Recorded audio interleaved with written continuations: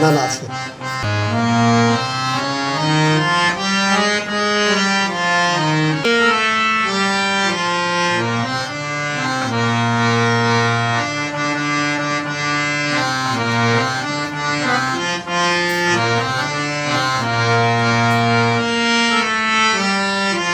অনেক বছর পর হারমোনিয়ামটাকে রিপেয়ারিং করলাম।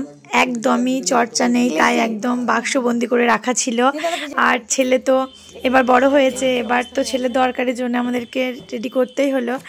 আর ক্যাসিওটাতে চলে, টুকটাক কাজ চালানোর মতো ব্যবহার করি।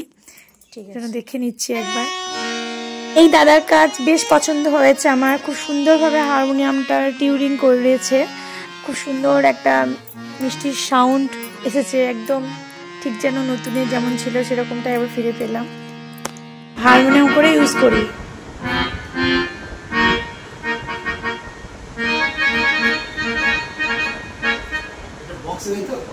না গো, বক্স তো দেয়নি। হ্যাঁ, বক্সের সঙ্গে যদি সেট করি হয়, বক্সের সেট করা চাই না তো। ছেলের জন্য ওর বাবা সবকিছু কিনে আগে থেকে রেডি করে রেখে দিয়েছে। এরপর ছেলের চয়েস, সে হারমোনিয়ামে করবে না গিটার না ক্যাসিও। প্রথম বেস তো হারমোনিয়াম।